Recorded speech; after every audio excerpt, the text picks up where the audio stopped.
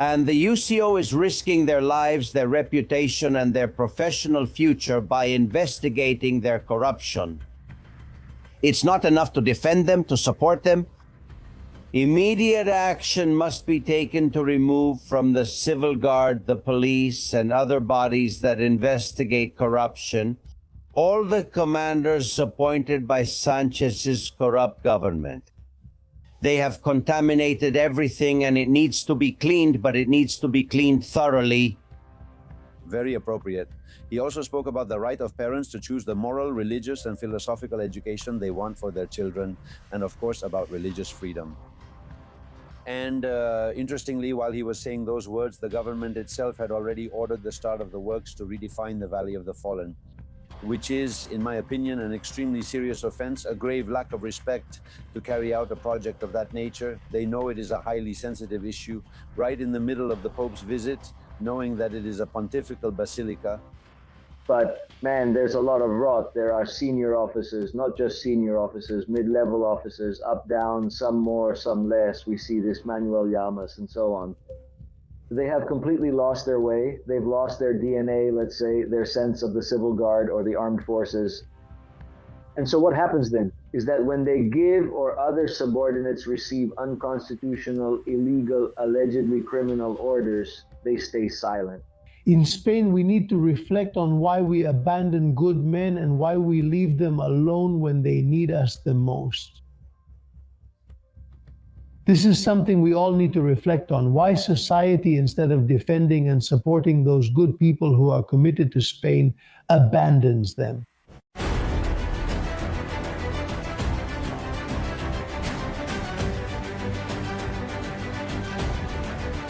Castillon Confidential by Albert Castillon.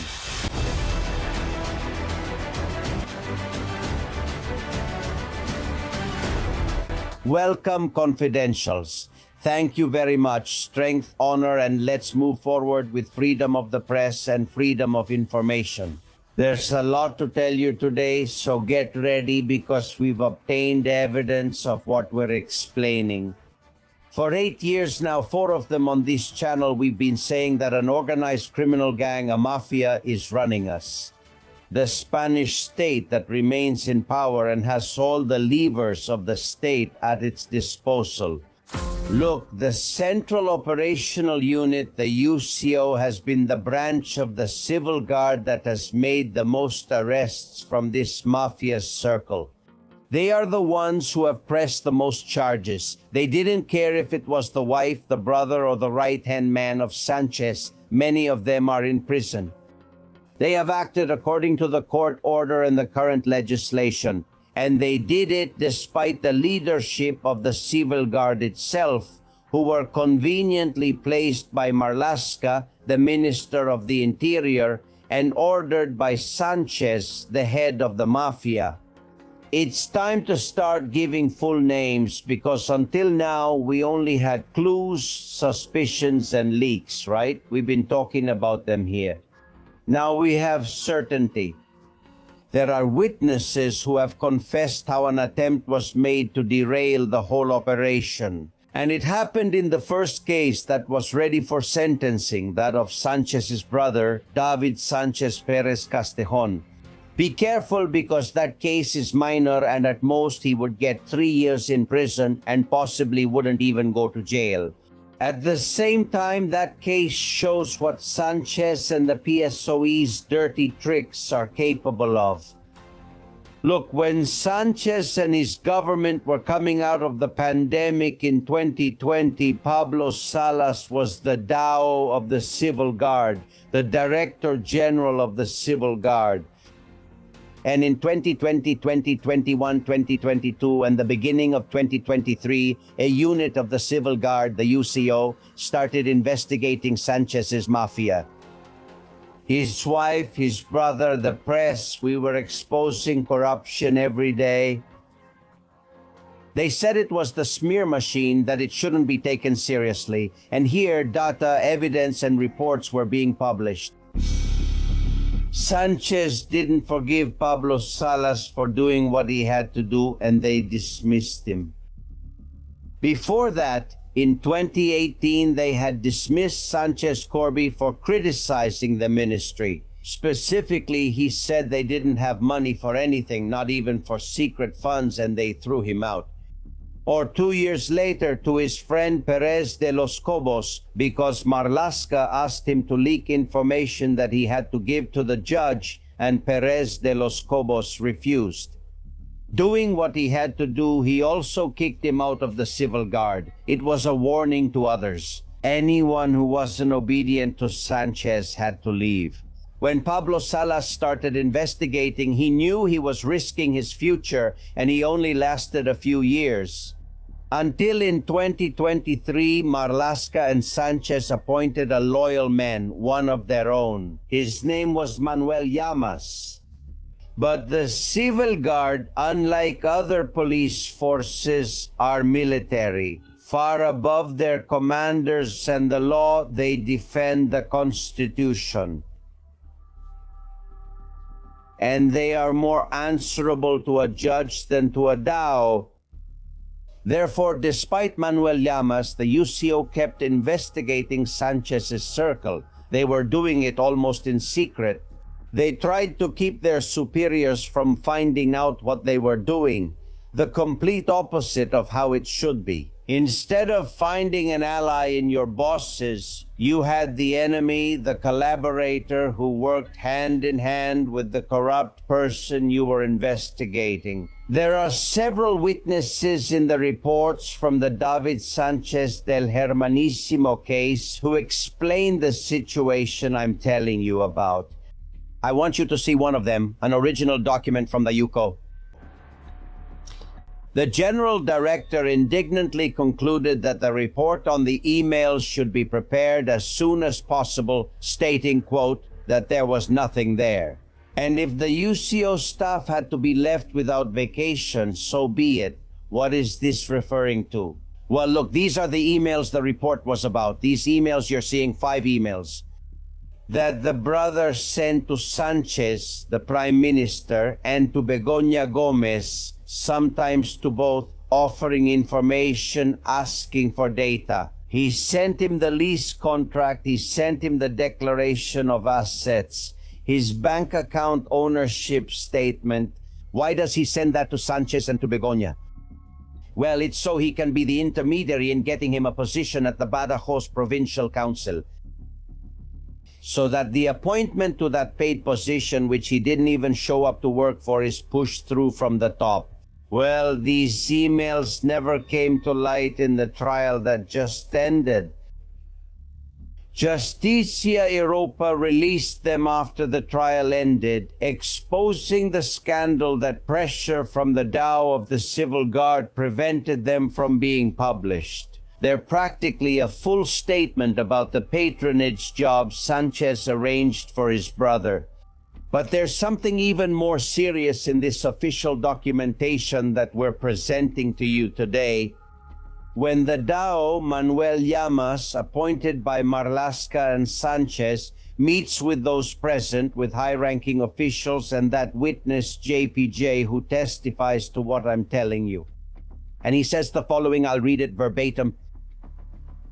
In this meeting, the DAO told those present that in those police investigations that had political implications, they should not be proactive.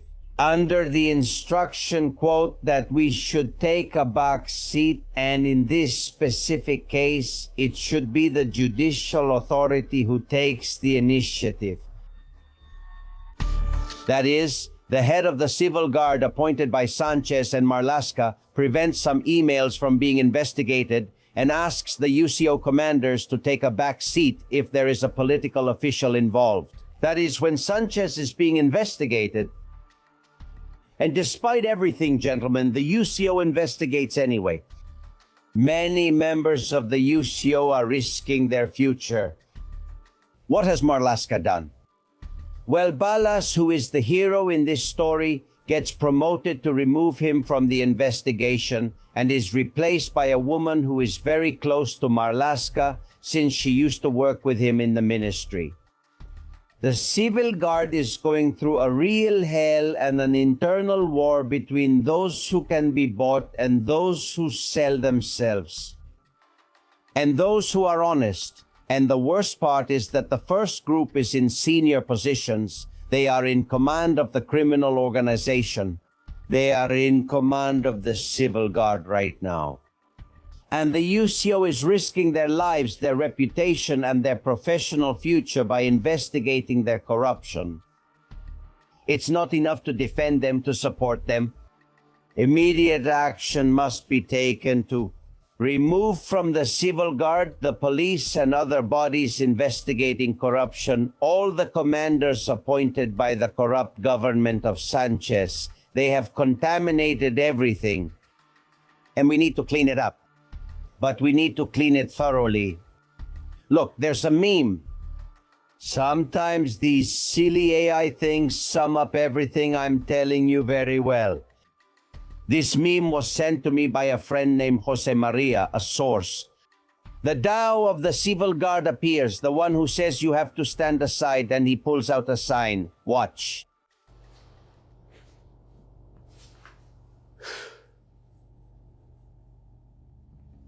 I don't deserve to wear this uniform. This is how the civil guard is right now, struggling, divided in a battle to save our democracy and our rule of law. Meanwhile, politicians and those placed in the force by Marlaska and Sanchez keep poisoning it from within. Support is not enough. I ask for much more than support. I ask for decisive action from all parties, the media, to civil society, strong support for the UCO, for the UDEF, so they can expel the corrupt high-ranking officials from within. What more do we have to wait for after what we've seen? There's more. I'll tell you in a minute. Welcome. We're investigating.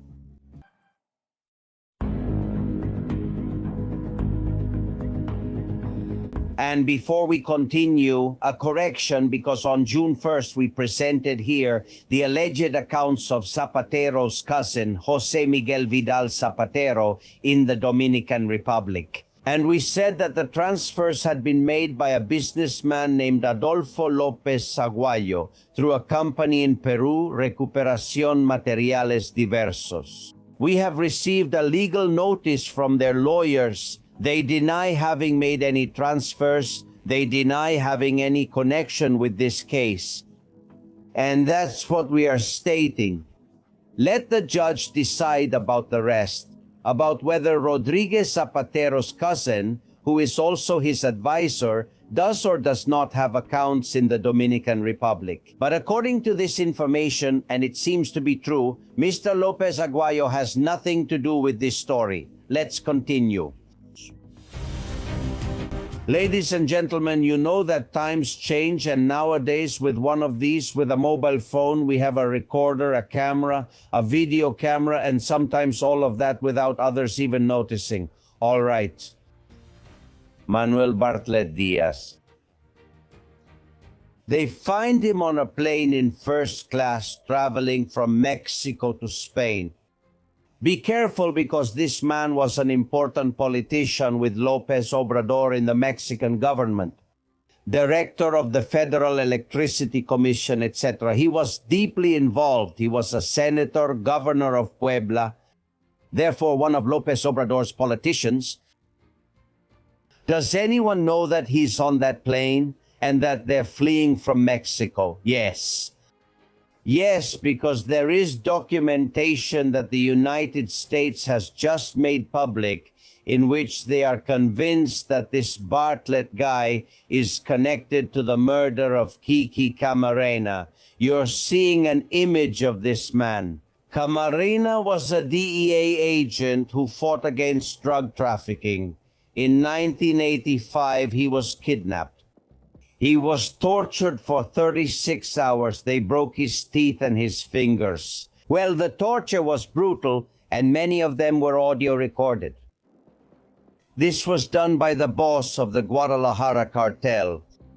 And there are protected witnesses who say that Manuel Bartlett was involved, collaborated, or supported that murder. Some people say that he even ordered it himself.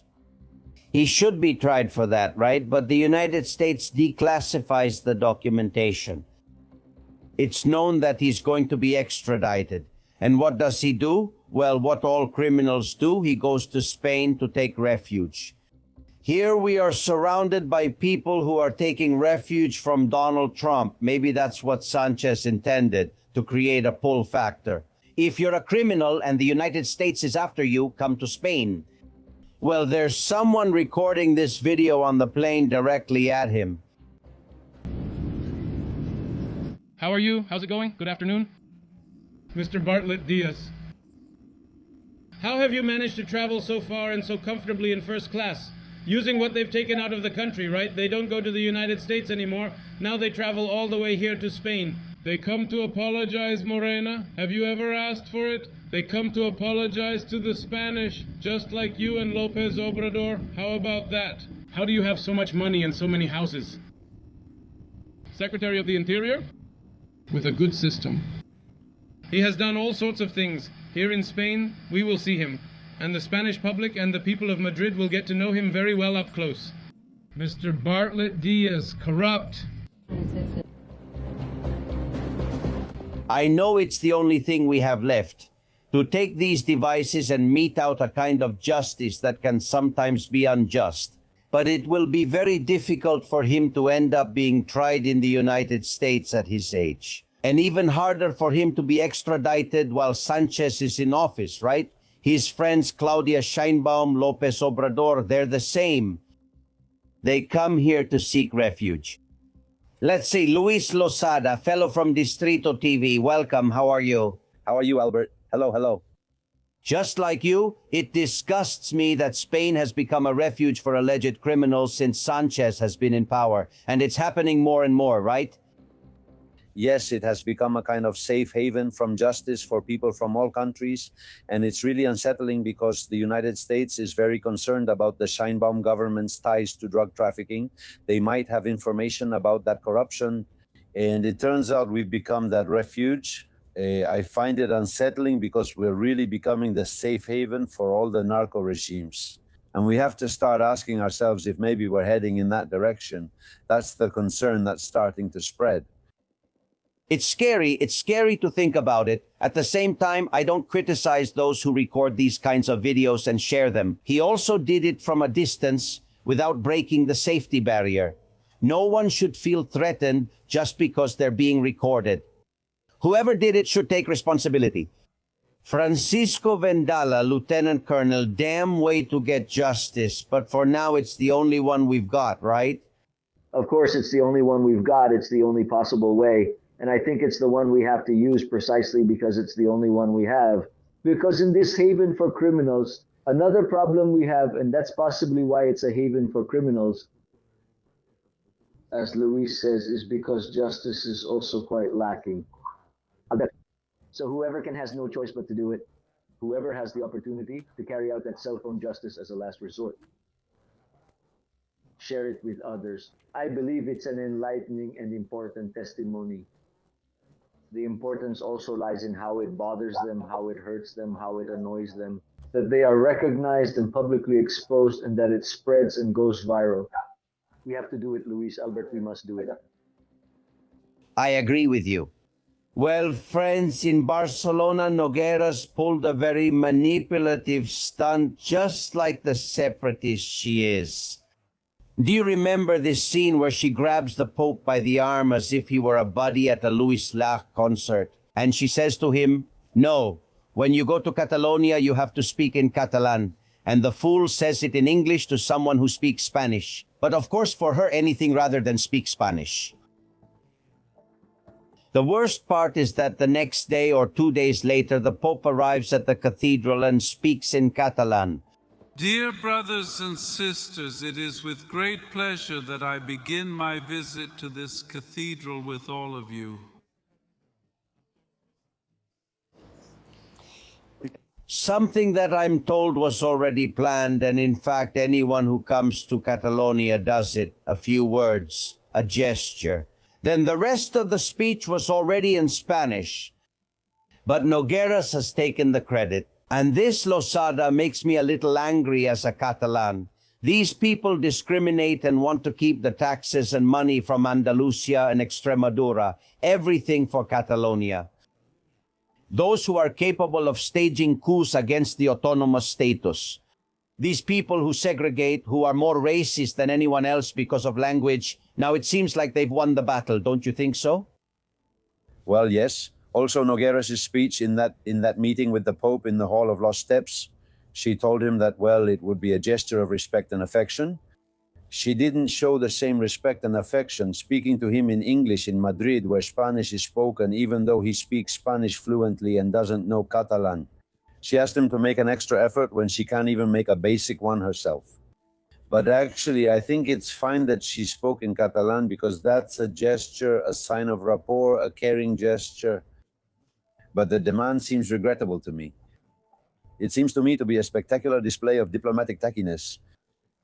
And then trying to take credit for it is just the height of tackiness, if you'll allow me the expression. But also for someone who's a separatist, nothing is ever enough.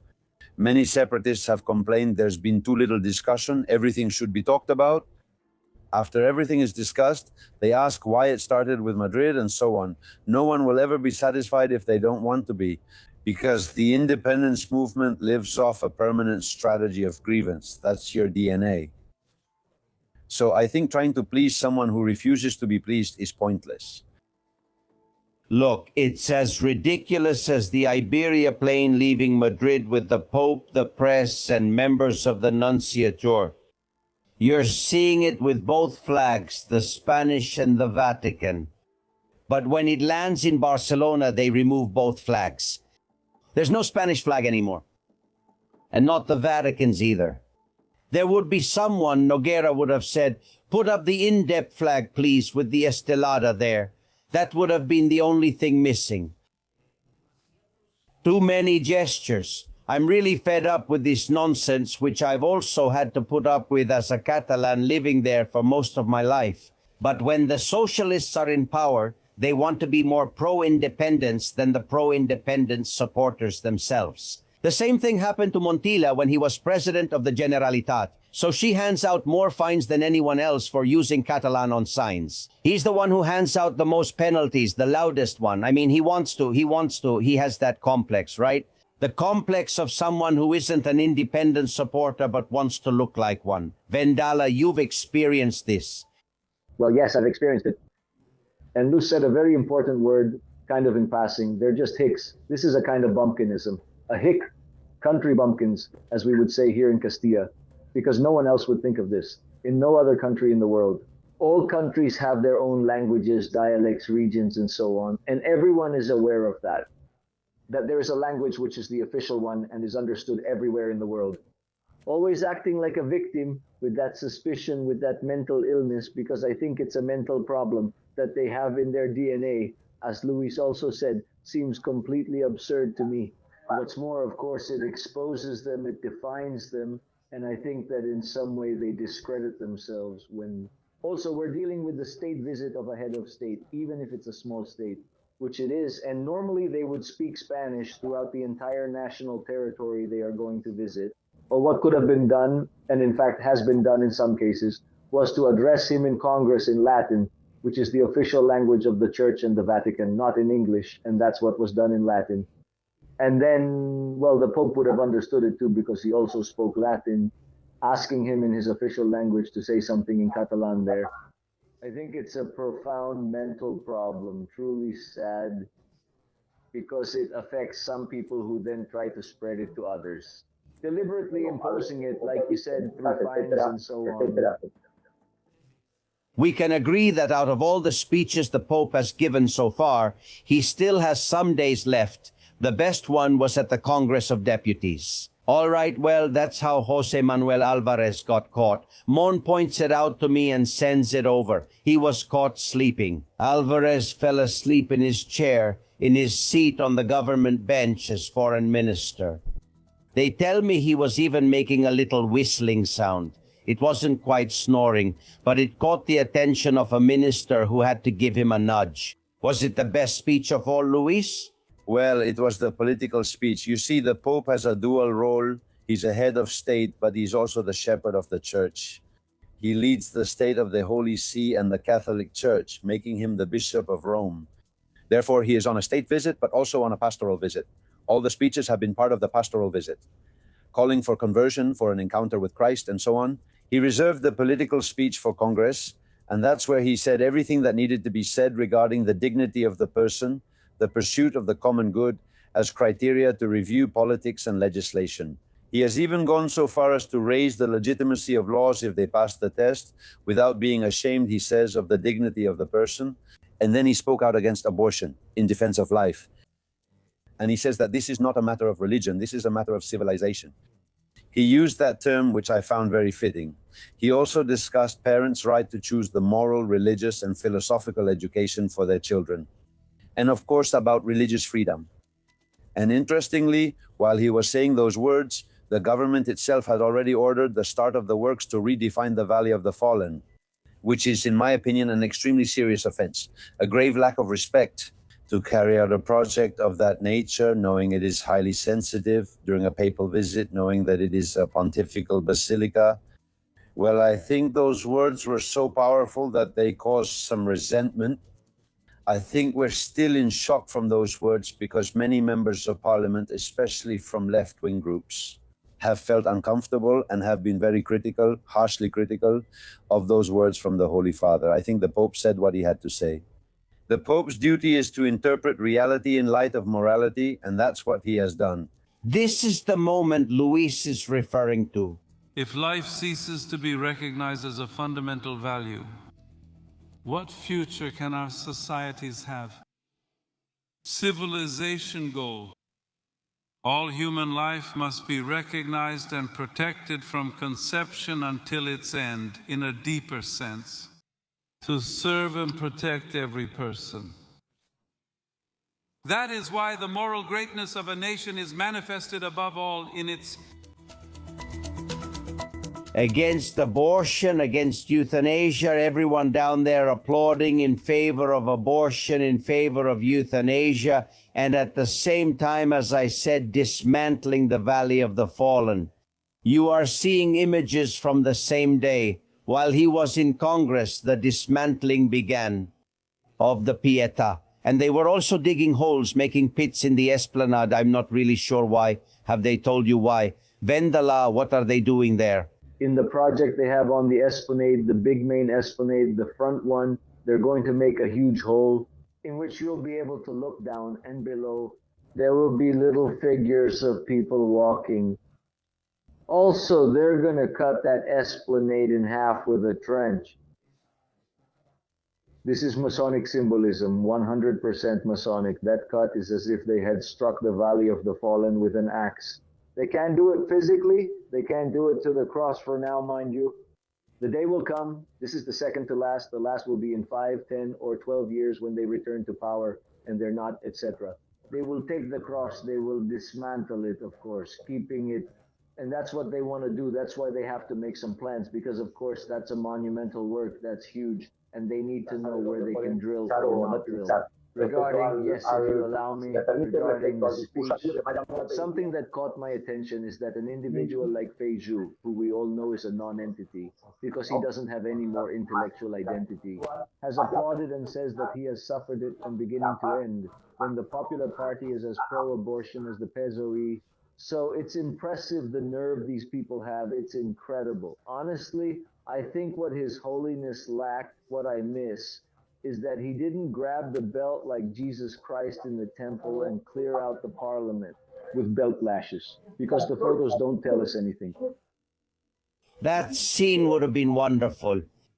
No, of course, let's see. It's hypocritical, of course, on the part of PSOE. When it turns out that the Popular Party, since Aznar with Rajoy and him, it's been exactly, we've had more than 1,000 abortions a year in Spain for years now. 30 years. And the Popular Party, which has had absolute majorities, etc., hasn't lifted a finger to do absolutely anything. You really have to have some nerve, honestly. If that's the case, just stay quiet and don't say anything. Just own up to it. It's incredible. Clap and keep quiet. Go ahead, Luis. Francisco, we haven't seen the image of the Pope pulling out his belt and throwing everyone out like Jesus Christ did in the temple. But we've witnessed Congress's longest standing ovation, 7 minutes of applause. I don't think any of them dared to stop applauding because they kept glancing to see what their neighbor was doing.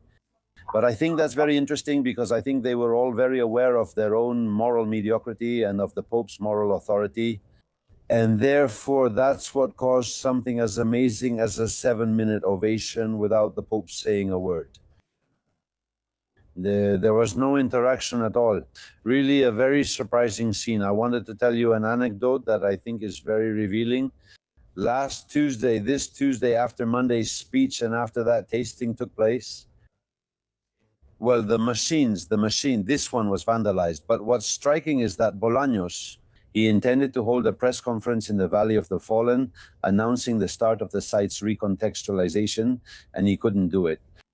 And he couldn't do it because the machine, after being vandalized, was removed so it wouldn't be vandalized further, and without the machine, there were no visuals. But I find it very significant that Bolaños, right in the middle of the papal visit, tries to hold a press conference announcing the start of the works. Come on, isn't there any other time to do it? Let me ask you, well, I think Vendala hit the nail on the head by saying that Masonic symbols are going to flood the Valley of the Fallen. That's the plan. Besides, Abascal said it, he predicted that this was going to happen. Yesterday, we released a video showing that Masonic symbols are a big part of Sanchez's way of doing things, including his email address, that Pedro Sanchez 1212, which has its own Masonic history. And we tell it in a video that I hope you don't miss. That video is based on an investigation which Justicia Europa has uncovered, and it gives me goosebumps. Gentlemen, the DAO of the Civil Guard has hidden evidence in the case of Sanchez's brother, in the case of David Sanchez.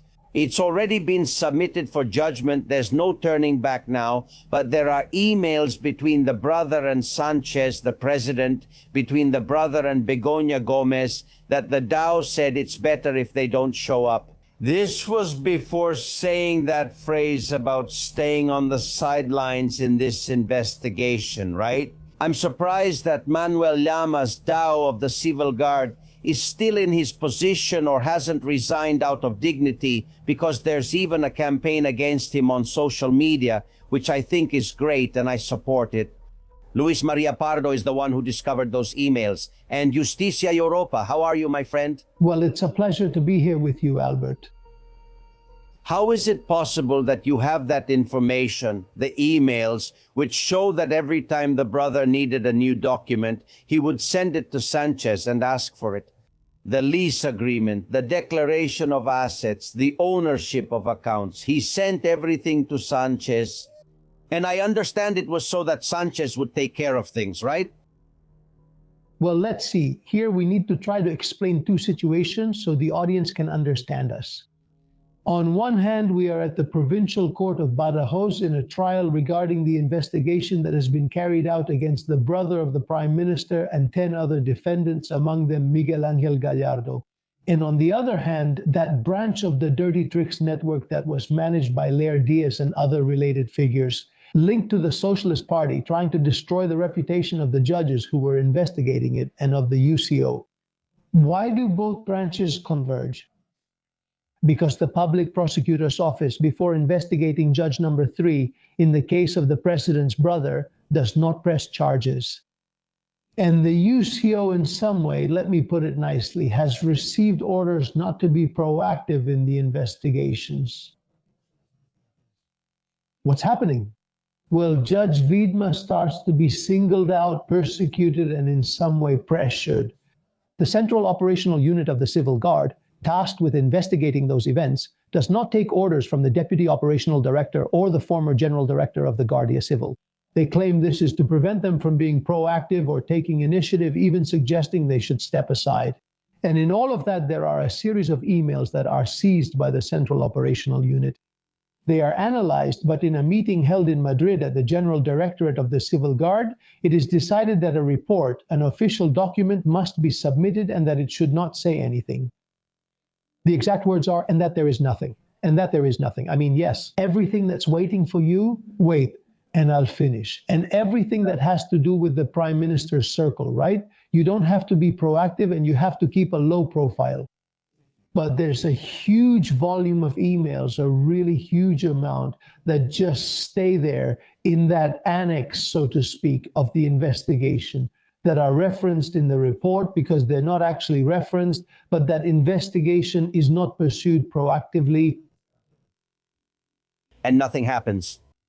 That is to say, we have the evidence beyond all the ones you have shown in court that there was a direct relationship between the president's brother and the president, and that, moreover, there were orders from above, in other words, from Marlaska, from Sanchez, that they should look the other way or write reports that said nothing. And are all those who issued that rule still in their positions? More than just remaining in their positions, I don't understand why they haven't been arrested and brought before a judge. I mean, from the moment a series of orders are issued so that the Judicial Police Unit, which reports to judges and magistrates, does not do its job. Depending on the assignment, in my view, it's not just that the Director General of the Civil Guard, the DAO, and everyone who may have been involved should resign, but even those who may have participated in that chain of responsibility. But also those who in the past, like the former Director General of the Civil Guard, who I believe now holds a position, if not as an ambassador, then at an embassy. Why aren't they being investigated in this case by the National Court? I mean, what are they waiting for? I can't understand it. It's really hard for me. You know, the UCO is still investigating under the orders of the same DAO who said, stay on the sidelines. I think that's extremely serious.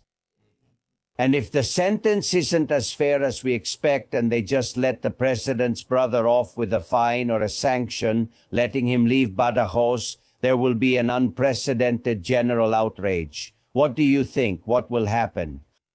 Well, today I was asked about the reasons why there was inaction from the UCO, and I told them, no, excuse me, there hasn't been any inaction from the Central Operative Unit. The Central Operative Unit has surely fulfilled everything that was assigned to them. We need to seriously reflect as a society when police commanders and politicians give orders and instructions to the judicial police units, which are supposed to be under judicial authority, and that this can be allowed to happen. It's in one of those statements from the Deputy Operational Director, well, from the witnesses who were Colonel Justy and Colonel Malo, so people understand. They were the heads of the Central Operational Unit who were later promoted. They testified in the National Court case that in some way they took responsibility for everything that could have happened within the unit, that nothing happened. But we're setting a dangerous precedent since Leopoldo Puente told an instructor of the confidential investigations that were opened within the Civil Guard, if you open a disciplinary file, I will proceed to open criminal proceedings against you since it is an intrusion. And in my view, it is an attack against the institutions of the state, because what we cannot allow to happen is for judges to be persecuted. The Central Operational Unit is being pointed out, and there are emails linked to someone named Pedro Sanchez 1212. I know you've already explained very well what those names could mean. And now the best judicial police in the world, which is the Central Operational Unit, is being called into question, even judges and magistrates. A serious warning must be given, and these people, if you can even call them that to avoid using another term, if these people end up getting away with what has happened, it was an operation organized by those who made up that corrupt network, precisely so that what happened in Badajoz would not be investigated. And it's Pardo who says it, who is a civil guard, who was a civil guard. Today I was stopped in the courtroom and someone came to greet me and my heart started pounding. It's just that when they told me, I didn't know you were a civil guard, and I told them a bit of the story. And I told them, my blood boils, because you can't even imagine that something like this could happen. And we can't allow this to happen again. So as a civil guard at heart, and like many people who are listening to me who have family in the force, who know that the civil guard defends Spain, and he always, and that political orders had to be received to protect certain people or certain behaviors, is something that cannot go unnoticed in Spanish society, and that it is necessary, to hold everyone responsible accountable, and that whoever gave that order ends up in prison. Luis Marlaska is untouchable. He has been in Sanchez's government since day one. He has committed the worst misdeeds and more than one illegality. Is this the end of Marlaska? I hope this is the end of the community of widespread corruption. Losada. No, I think it should be, because I've had enough. He already did this dirty trick with Perez de los Cobos. I think there's already a tradition of interfering in judicial investigations. Listen, the judicial police answer to the judge, and only to the judge, not to their superiors, only to the judge. That's our democratic system. And everything else is political interference in judicial processes. And that's an attack against the institutions and against democracy itself. And that's exactly what happened in this case. And that's extremely serious. It's much more serious than stealing from the till. The till, money from it can be returned, or someone can be condemned until they do. But attacking state institutions is irreversible. That causes damage to the credibility of the system and to coexistence that we cannot afford. Yes. In the Civil Guard, it's a military corps, Lieutenant Colonel, and that has always made them different. No, I'm not saying they're better. I'm sure you understand me, but they act differently than the national police at certain times. It's always been that way. What happened? What happened for some people to say you're turning a blind eye in an investigation into the president's brother? Well, what happened in the armed forces, in the national police, and also in the civil guard. And I'm sorry to say it. I've been saying it for a long time, not to brag. Let's see. The problem is also that there is a very serious problem inside the civil guard, the armed forces, and the national police. The thing is, inside there's an infection, there's contamination, there are commanding officers, not just commanding officers, mid-level officers, some more, some less. We see this Manuel Llamas, etc. They've completely lost their way. They've lost their DNA, let's say, their sense of what the civil guard or the armed forces stand for. And what happens then, that when subordinates receive unconstitutional and illegal orders, allegedly criminal, se calla. They stay silent. And they don't say anything. And the legal codes make it very clear that those orders cannot and should not be obeyed. And there's more, there's an obligation to report them. I have to report my boss if he insists on giving me an order that is unconstitutional, illegal, or allegedly criminal. It's not enough for me to just say, well, look, no, I have to put it in writing, and then something else happens. The division. There's division. There are, let's say, vested interests, personal ones. Let's see, they got rid of De Los Cobos, according to what Rosada said, and they put someone else in exactly. And that other person took command. And you, after De Los Cobos won in court, you can't take that command under those circumstances. You have to tell him that this man has been dismissed illegally and I'm not taking command. And if there's a colonel, 2, 3, 4, 5, and they don't take command and can't manage to have someone in charge there, then that order won't be given again. It's very important that civil guard officers, police officers, and military personnel realize that stopping corruption also starts with them. For that, moral courage is needed. There is physical courage, where you put your physical integrity above an ideal. But there is moral courage, which is sometimes much more difficult, which is when you risk your position, your posting, your promotion. My wife works in Madrid, and I llevar castigado a las urdes, me destrozan la familia, me cojo y me callo. It's the same thing that happened. I relate it to Roldan. Roldan empezó a pedir un poquito de dinero y cuando se lo daba, me daba cuenta que no tenía que rendir cuentas, pidió más y más y más.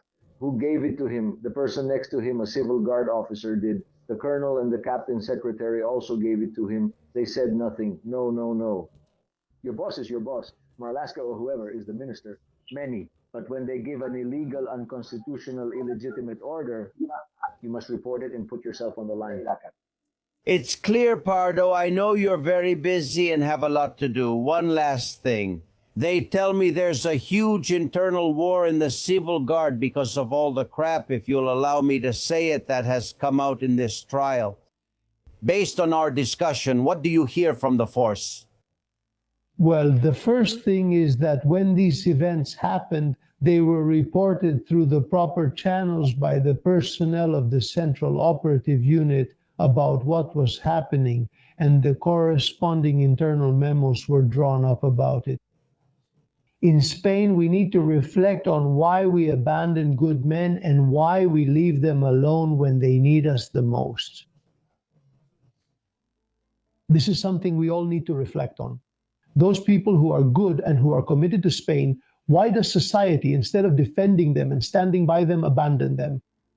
This is very important. Secondly, right now, what is being heard and felt in the civil guard? Inside, it is a deep disappointment with those political leaders who have abandoned the ideals, their own, right, of remaining loyal to all of Spain. Political chiefs should be ashamed for going along with openly arbitrary orders, if not outright illegal ones, not only to harm the civil guard and those good men who have been abandoned, but also the Spanish nation itself. Luis Maria, congratulations on your work in the David Sanchez case. We'll see what the ruling says. A big hug.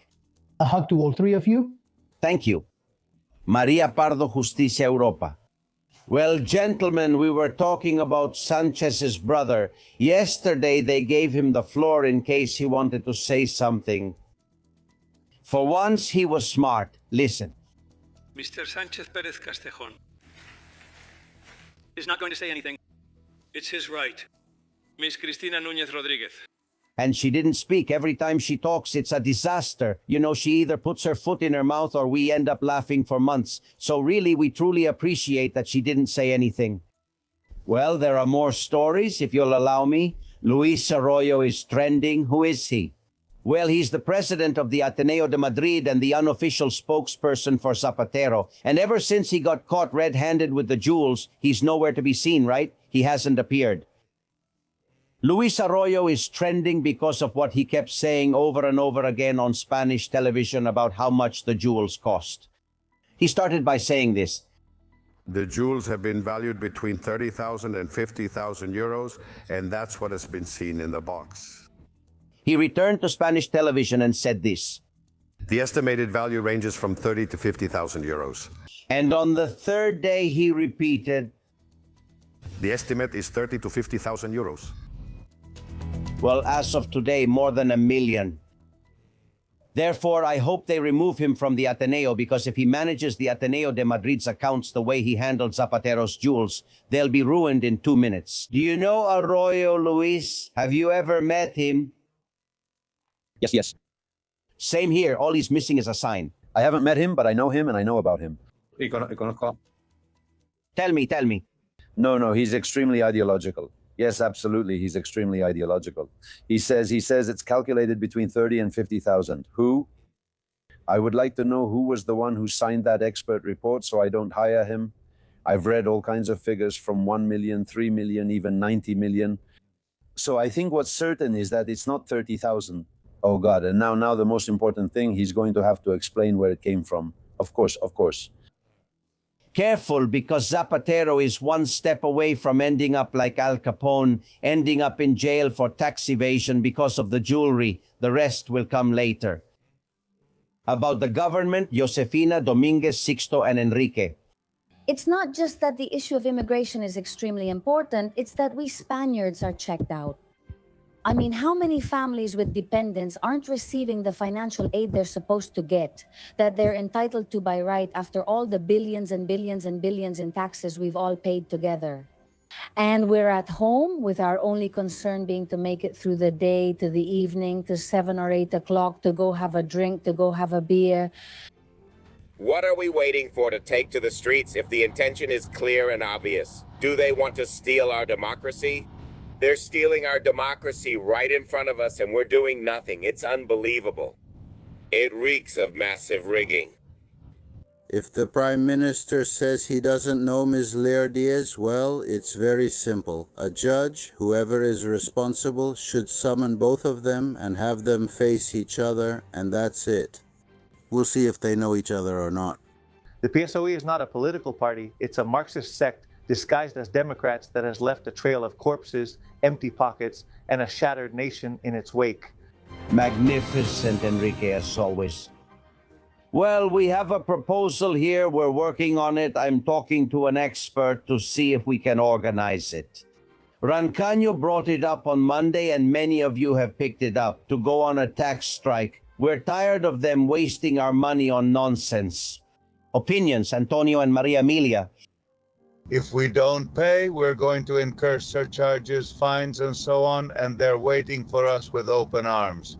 There's already a well-oiled system that takes it straight from your bank account. So what we'd end up doing is hurting ourselves and making this monster, which is the state, even bigger. Can you explain how retirees are supposed to do it? Even before we get our pension, money is already taken from us. For example, they take 16.0, I don't know if it's 16 or 46 or something like that, % from each of my pension payments. So they already take it from each pension payment, which is 300 and something euros, almost 400 a month. So I can't get out of paying taxes because they've already taken it out before I even receive my pension. I insist. I think experts should be the ones to give us ideas because there are countries that have done it. And we're here looking for ideas to see if we can make it happen. By the way, Byron from the United States throws out a crazy idea, and I thought of you, Vendel, to see if you can find out if it's true or not. He's talking about Donald Trump's speeches. I just wanted to tell you something that maybe you don't know yet. Because you're not involved in the military world. And I'm telling you this because I'm a former soldier. Sometimes when Donald Trump speaks, he speaks in code. Some words he says are misinterpreted, but you don't really know, or you might think he made a mistake with a letter, a phrase, or whatever, but he didn't make a mistake. He doesn't make mistakes. This could be true because, for example, what comes to my mind is when he asks Landet. He had just arrived at the White House. He says, Sanchez, isn't Sanchez the one who's in the BRICS? He wasn't making a mistake. He was sending a very clear message, but that was more irony than anything else. Where is this going? Let's see. I'd have to look at it, but I don't really buy it. The military doesn't either. Those clues, those little mistakes that you would also have to learn, you would have to memorize them so you don't mess up and cause a big problem. I don't think so. I think he has his slips. They're human beings like all of us, and they make mistakes. Sometimes it's possible that they do make mistakes in an ironic way, like you just said, Albert, and in that way, well, they're also sending a message. Right? But I don't think so. I think that would be reading too much into what this man said with good intentions. I don't know if he has more information. You could provide them. It would be interesting. Let Byron from the United States give us more information, and we'd be happy to analyze it here. It became a trending topic when one of these left-wing media outlets goes to Santiago Abascal and says, "What? The Pope? What did you think about what the Pope said?" That we have to love all immigrants, regularize everyone. Abascal's response: You can clearly distinguish between the speech and the actual policy. In fact, I actually like the Vatican's immigration policy. If someone enters illegally or with violence, well, they get fined, they go to jail, and they're banned from entering. I would like an immigration policy like that for Spain. I think it's perfectly reasonable to listen to a welcoming speech like the one we share. A speech about fighting the mafias, a speech about the right to stay in your own land, with speeches that also point out the conflicts caused by mass immigration in many societies. Therefore, there is no contradiction, and we are very satisfied with the praise that Leo XIV has given to Spain. I haven't lied, right, Luis? The Vatican has that rule, that law, and even prison if you enter illegally. Yes, it has that rule. What happens is that, in my opinion, those statements by Abascal, in my opinion, are very unfortunate because obviously the Vatican's immigration policy is of negligible importance.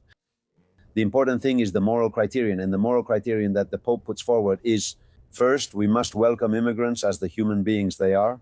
Second, they have the right not to emigrate. That is, we must create the conditions so that they are not forced to leave their countries. Third, states have the right to defend and protect their borders, and he has also said on other occasions, not this one, that it is true that uncontrolled immigration produces undesirable effects in terms of security, etc. Yes, he has actually laid out the whole scenario here. That is what Abascal says the Pope supposedly has not said. He actually has said. And Abascal's claim that the Pope is defending open borders is also false. And I think that's part of a strategy by Vox, which has decided that the Pope has come to whitewash Pedro Sanchez, to whitewash that migration policy, and that they want to undermine it. And I think they're wrong. Do you think so too, Vendala? Well, I don't think so. I honestly think that the Vatican has strengthened its laws, although not only that, but I think that somehow, in some way, the bishops here could do more to welcome people into their dioceses. Apart from that immigration, I think what we're really talking about is illegal immigration. I mean, with the surge we're seeing because of that effect. I think what the Pope said about the right to remain in their own countries is very important. A very important productive workforce is going to come here. We don't know where it's going to end up. And on the other hand, they won't be able to build up their own countries. I think Abascal has portrayed it well. On this, I agree with Luis, I'm sorry. The Pope, about the Pope, Sylvia, Monica, Gile, Conchi, and Virginia. The truth is that I was surprised by his speeches and I liked them, especially everything related to life. But I think that standing next to Pedro Sanchez with a small boat and defending illegal immigration when they themselves fine and evict people in their own country, isn't that being hypocritical? You have to keep in mind that he already had a visit to Spain confirmed, since June 10th is the centenary of Gaudi's death. And he will also officiate or bless the recently completed Tower of Jesus Christ. He was going to come to Spain anyway, so I think Sanchez has taken advantage of it, so that considering all the corruption scandals that are coming out, and that even he himself has been or will be charged by Judge Pedras, he is using it as a smokescreen. I wanted to say to the preacher of faith who is visiting us these days in Spain, the one with the white cassock, how can he have the nerve to talk to others now about illegal immigration when in the Vatican it is prohibited and punishable by fines and jail time? If you enter the Vatican illegally? Let's see. The Pope has some laws in the Vatican that don't admit any immigrants with fines and prison sentences. So why do countries keep saying we have to take them in? He should set the example first before asking us to follow. Stop trivializing the church. Stop trivializing the Pope, because this hurts me. We're not talking about just any head of government. We're not talking about Pedro Sanchez. We're not talking about Macron or Meloni. We're not talking about them. We're talking about the greatest thing, which is the Catholic faith and the successor of Peter on earth. He is the image of Jesus Christ. Thank you, Virginia. She was very upset because yesterday a source left us an audio saying, of course, he's coming on the 6th of the 6th of 26 and he's here for 6 days. And she started thinking about it a lot. I understand, Virginia. Because for someone who feels faith that way, it can be upsetting when it's trivialized. But there's a part of the Pope's visit that is purely political, not religious, in which, of course, Sanchez takes advantage of the visit and makes the most of it. And if he could, he'd take 20 photos with him the day before the election campaign. That's just how Sanchez is. He tries, let's go. He tries. He tries to use the Pope for his own purposes. As Almeida says, let's not rule out seeing him dressed as an altar boy. Now, I think it hasn't worked out well for him. And in fact, for me, the real proof that it hasn't worked out well for him and that he's not very satisfied is that he tried to start the process of redefining the valley right in the middle of the papal visit. I think that's a good sign that he's not satisfied. It's possible that in the end the Pope avoided him, but the other one didn't just try. Get ready in the Canary Islands. Get ready for the migrant boats and immigration, because what lies ahead could be tremendous. Well, about immigration, Sofia, in Italy. Spain has received in just 4 years more immigrants over the age of 55 than the total population of the city of Malaga, about 615,000. These are figures from the National Institute of Statistics. They're not coming to pay for our pensions. They're coming so that we pay their pensions without them having contributed. This is Pedro Sanchez's Spain. More Neva Maria Teresa from Montevideo and Rosa. From .that. Shows that he boasts about his catechism with a smile. Well, then he is guilty of hubris because he considers himself, so to speak, above any religion, any creed, any god. And at the same time, he suffers from the hubris syndrome, which, let's say, defines him, the change in personality acquired by individuals who exercise power for a prolonged period. The matter of politics and high offices, like being the president of a country, has become a business. Yes, here in Uruguay, we say that it has become a business for profiteering. It's a business. It's no longer leadership meant to make the country better. It's a business for profiteering. Here, the well-connected, as you say, we use that term too. Cronies and favoritism everywhere. Let's see if they arrest Begoña Gomez, but they should arrest her now and lock her up. Let's see if this loudmouth stays put with the falcon, the puma, and all the little entourage he brings along. It seems, I don't know, he must think he's God, because honestly now I'm not surprised, since he can't go out on the street alone. He doesn't have the guts to do it. Look. And to finish, there's a Bolivian journalist named Humberto, a magnificent journalist. And Vendala tells me that the Bolivian military have blocked that Donald Trump's U.S. Southern Command comes to his country to end the drug trade. Of course, the Bolivian army is defending the drug traffickers. Listen to him. The Bolivian military has decided to block the arrival of the United States Southern Command. They were supposed to come to put an end to the drug traffickers in the country, to enter Chapare, to arrest all the drug traffickers who are hiding there, right? In addition to entering the national parks where there are other drug traffickers from Brazil, Colombia, Mexico, and Paraguay. So the military, when they found out that it was going to enter the United States Southern Command, which had taken down the Ecuadorian drug traffickers in February, completely wiped out the Ecuadorian drug traffickers in 2 weeks. Well, now the Bolivian military have said, no, we can do it ourselves. We can do the job of wiping out the drug traffickers ourselves. We don't need others to come. Incredible. Trump's battle against the drug traffickers, it's not talked about much, but it's very difficult. I understand they've tried to assassinate him, I don't know how many times, right, Francisco? There's no doubt about it, because drug traffickers, mafias, and so on, they don't mess around. What should be said to these military men is, why haven't you done it already? If you have them and are so capable, why haven't you done it already? Then you could say, we've already done it ourselves, so there's no need for help. If they don't do it, then the question of who benefits is very clear, isn't it?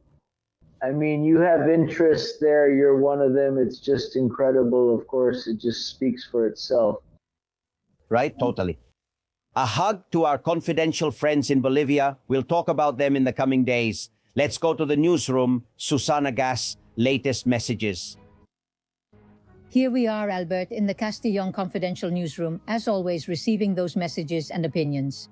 Every day, more viewers of Castillon Confidential send us that message. That's the case with Teodoro, who is making us a proposal for tax resistance. He says that a boycott could be organized, and when it's time to pay quarterly taxes, everyone should request to pay in installments. Paulino says that Zapatero should have his jewelry confiscated, and above all, that he should return all the stolen money and, if possible, spend the rest of his life in prison. Francisco says that Zapatero made a mistake, but he made all kinds of mistakes, he tells us, being socialists. Listas dar poco y robar mucho. Adriana dice que Papa político de corte socialista globalista y hizo muy bien su papel, dice muy bien, de doctrina católica. What happens? Absolutely nothing. It was just marketing, just marketing. And very well. Also, Toño Torres says that Father Custodio is a brave pastor, persecuted, cultured, and intelligent. I used to go to Mass at his parish of the Immaculate, and it was always full of faithful people in his obviously humble surroundings. I can't praise him or thank him enough. They have tried to censor him both as a person and to censor his apostolic message. We also have a message from Roberto Guzman from Colombia. He sends his regards to you, Alver, and the entire team. From Colombia, I am 73 years old and I follow you with great devotion. And here it says that from the church to education, politics, science, everything is business. But the thing is, all of them are shady businesses.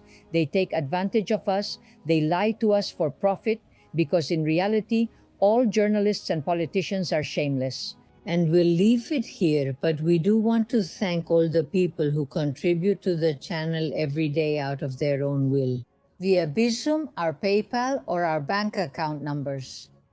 Thank you, because thanks to that we can keep going from the trenches, as Albert says. Thank you. Thank you very much. Our friend Roberto from Colombia has sent me a longer text and says, Moncloa should have its name changed and a K added at the end.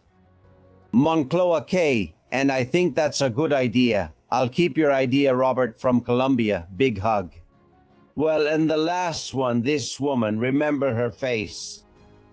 You need to have a strong stomach to be married to Garcia Ortiz, the corrupt attorney general who had to leave for many reasons. The main reason is obvious, but it doesn't matter. We don't get into physical matters. Garcia Ortiz's wife, Pilar Fernandez Perez, just became Galicia's prosecutor with Baltasar Garzon's support. In her first speech as prosecutor, she said the following, Hold on to your seats. We want to work without external interference.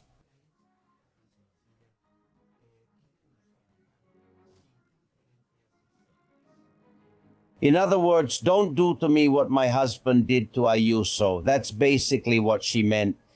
Any message for her, Luis? Well, I don't think it's her fault that she's married to her husband. Yes, it is her fault. I think it's very tasteless. And very bad. And no. But that's already debatable. But it's not, she's not her husband. But nevertheless, to me, it seems much more concerning. First, if she was appointed chief prosecutor of Galicia because of who her husband is, that would be concerning. And I'm afraid that might be the case. And secondly, why isn't Garcia Ortiz out of the prosecutorial service? A man commits misconduct in such a serious matter, he's convicted by the Supreme Court. And the Fiscal Council only disqualifies him from being Attorney General, but not from being a prosecutor. And that's the respect they have for the role of the prosecutor's office. I think they're contributing to the deterioration of public trust. It's like a police chief who steals and gets fired, but only as police chief. He can still be a police officer. Oh, come on, it's absurd. Don't tell him. It's unbelievable. Anyway, this woman, honestly, like Caesar's wife, she must not only be honest, she must also appear to be, under these circumstances, I think she could have stayed, resigned from that position, stayed as a regular prosecutor in a court or something like that, and not taken that step. I think it would have been, on her part, a very important gesture for people to know that she does not take on such an important position as Attorney General, in this case of Galicia, and that she has remained as the Attorney General of Court Number 7 of Boludos del Condado. Then, like Caesar's wife, she would be both honorable and appear so. And I'm not saying that she isn't. Oh, no. You ask them to show some humility, and they've never known it in their lives. Dear Vendala and Lozada, it's a pleasure to have you. Thank you, my friends. A hug for both of you. Good morning. Well, there's more, and it's going to surprise you. You won't see it coming in a minute. You're listening to Castillon Confidential.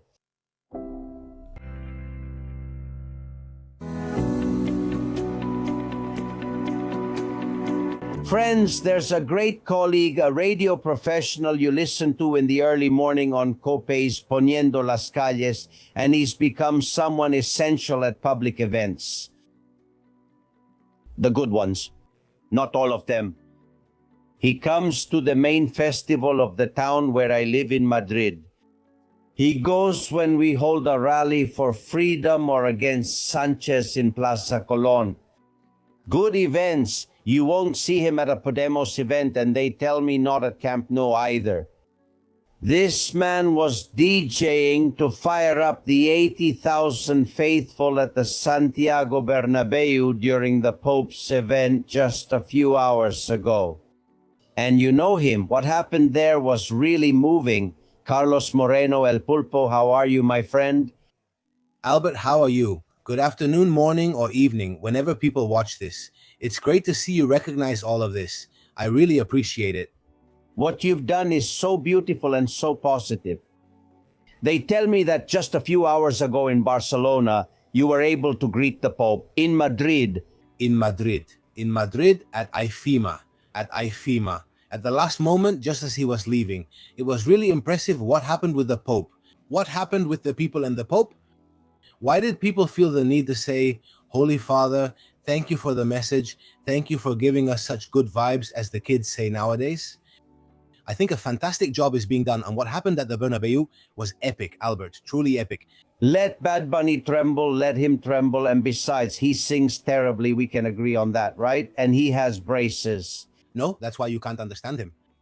He has something else he does. Hey, what is it? What does it feel like when you're leading and hyping up 80,000 people? Mixing songs that people have known all their lives with songs, with messages of faith, and getting incredible feedback. That must be moving, right? Of course, because in the end, let's see, life is music. In life, we go through life with music, with songs, with good moments, right? So one of my mottos, which the media always give me credit for, is when I say, let's prove once again that Catholics are not boring. It's just that people think that because we're right-wing like me, or because we're Catholic, we have to be boring.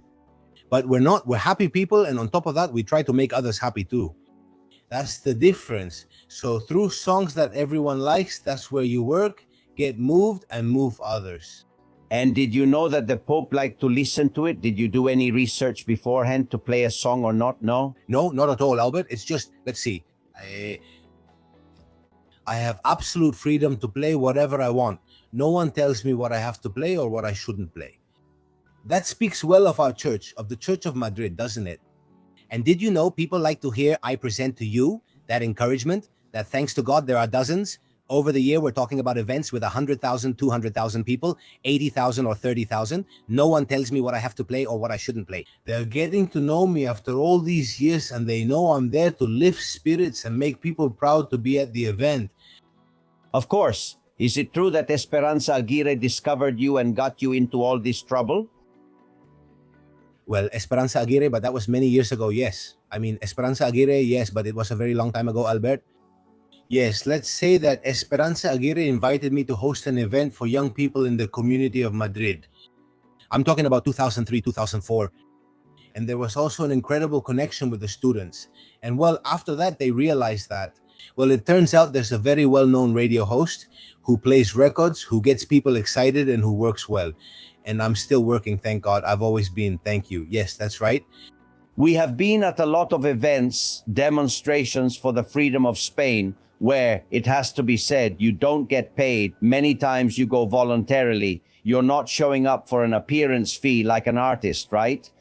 The vast majority of the time, maybe I've gotten paid maybe once or twice, lowering my fee because I've been forced to for different reasons. Temas contractual reasons. But generally, I don't charge for these kinds of events. I don't charge for them. It's very exciting. Is it true that you wouldn't do it for Podemos? No, well, I wouldn't do it, and they wouldn't want me either. That's just how it is. They're always criticizing me. They're always saying I'm the worst of the worst.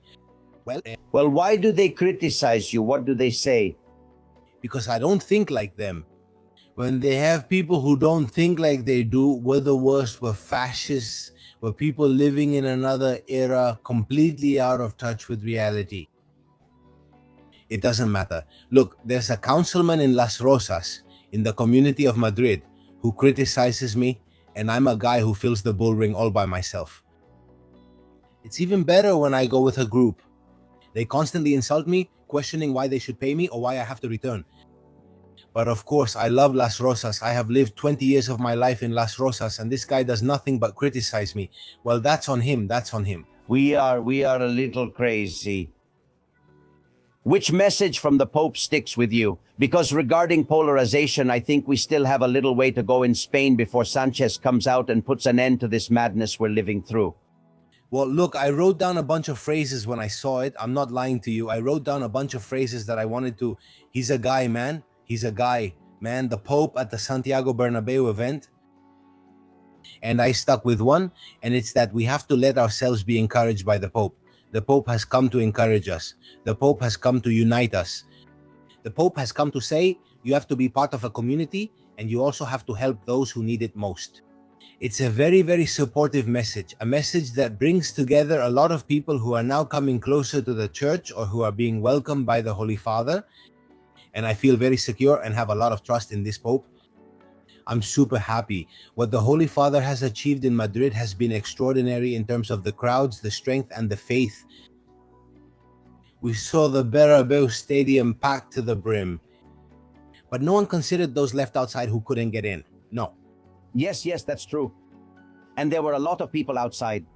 It's true that the way many people think has changed. I mean, the Pope is like you, but with religion. He encourages people, right? It's something similar. Yeah, man, I think a Pope who walks out into the Bernabeu and everyone stands up, gets emotional, because that's another thing. Why do we start crying? Why do tears come to your eyes? Why do you listen to him and say, you're so right, you have the truth, you have the light? I really identify with it. I'm super proud of what I've experienced, and I'm very proud to see that they let me be at that historic event. Even though I was at World Youth Day in 2011, where I was DJing for 2 million people at Cuatro Vientos and welcoming him at Plaza de Cibeles. This has been, well, I'm also 13 years older now, right? But I'm also at a point in my life where I say, my goodness, this is something incredible. This is the closest I'll ever be to the Holy Father in my life. Well, and what do you still have left to do? What would you like? Where would you like to perform that you haven't yet? No, you'll do that in heaven when the time comes. In what place? I don't know, Albert. I love participating. I love it. I do things for parishes. I do things for schools. I do things for left-wing associations. They have women who don't work because they can't find a job or who have been abused. And I've worked with them, and of course I've charged for it. Albert, I've done a lot of things. My resume is right there. I mean, I'm not going to argue with anyone. So I love to collaborate, even though I have a lot of work, a lot of gigs. I get hired in many places, and I'm very happy. So I'm always attentive to any call, and radio will always be part of my life. Radio is my life.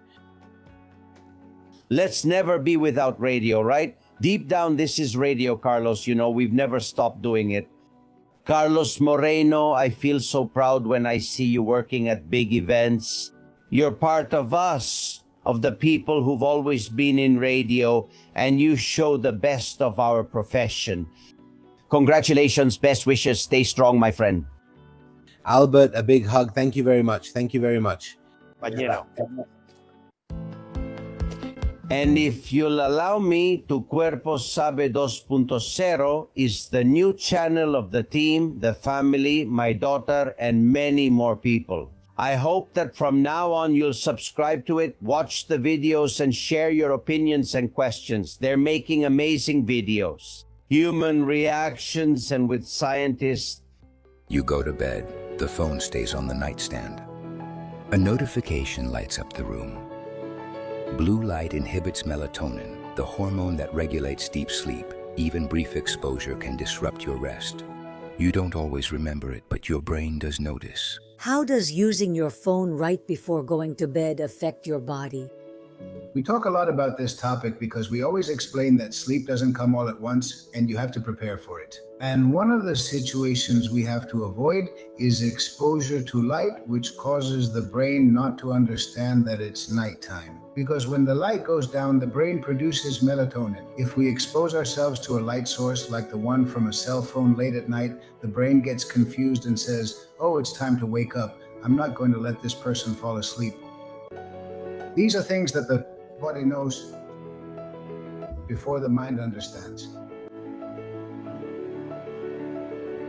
Please subscribe and replay the video. Send it to your friends. Your Body Knows 2.0. We are very proud of that channel that's now growing within the family. It's our baby.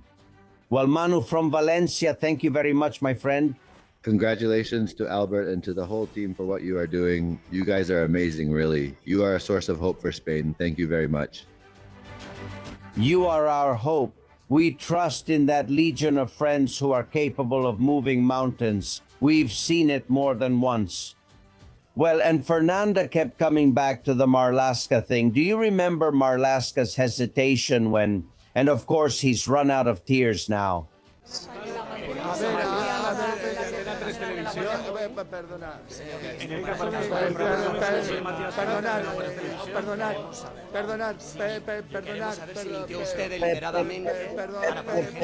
Fernanda says she has her theory. I've laughed a lot watching Marlaska saying, sorry, sorry, sorry, sorry. Of course, his subconscious is killing him. I mean, he was already apologizing because he knows he's been caught. And what his subconscious does is apologize to the Spanish people. It's not that he wasn't addressing the press, no. He was already apologizing.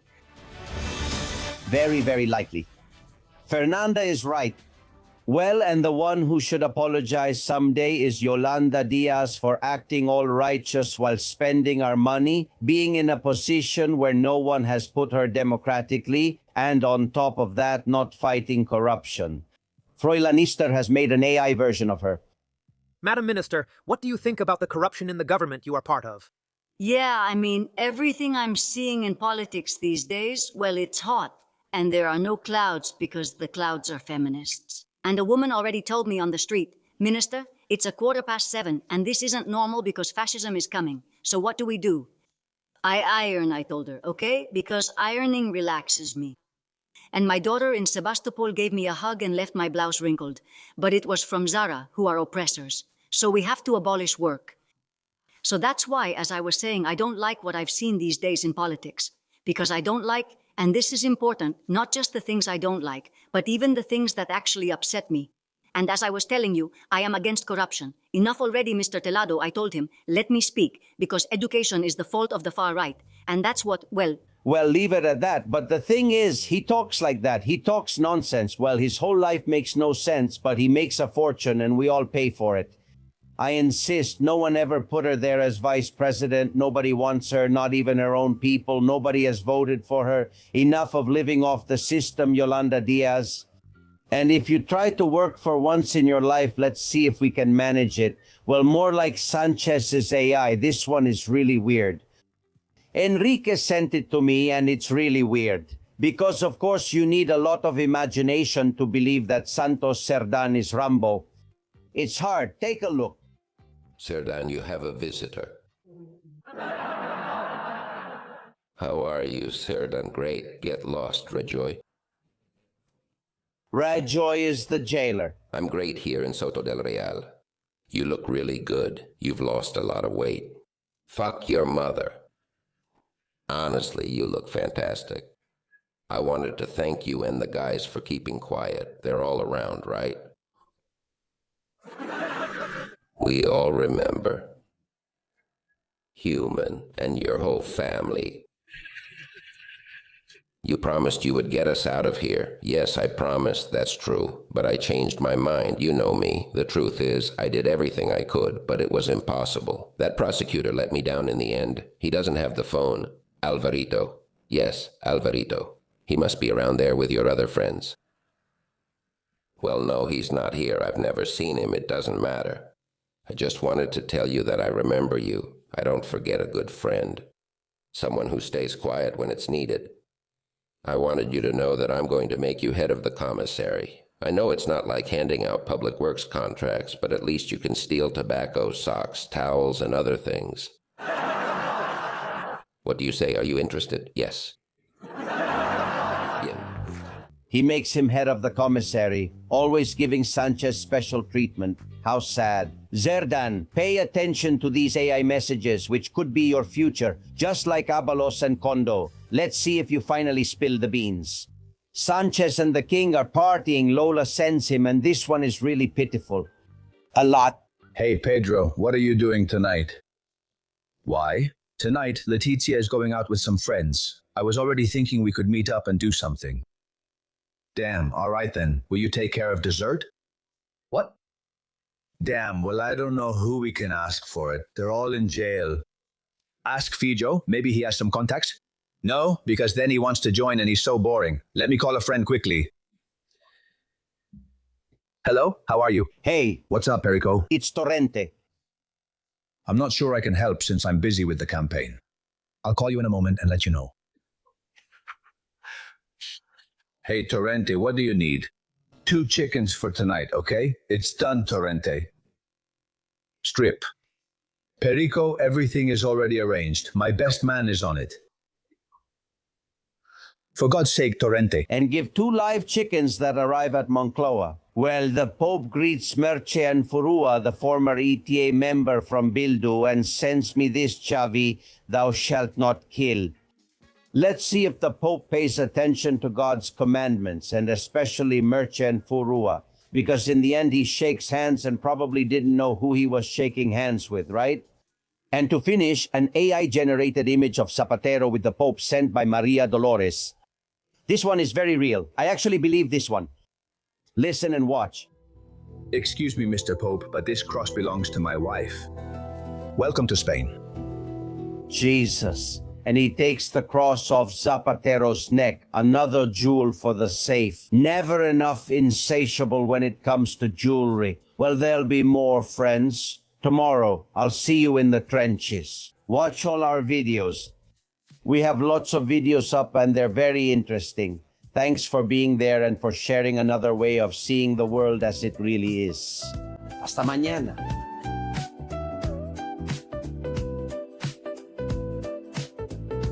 Tú lo sabes y yo lo sé. Somos confidenciales. Tú eres confidencial. Yo soy confidencial. Todos confidenciales. Todos confidenciales. Pero solo para mentes abiertas y para gente despierta. Desde la trinchera las balas silban y no hay manera de salir allá afuera. Aquí la libertad tiene las alas de cera. Albert Castillo, Susana Gash, Tucci Castillo y demás, muchas gracias.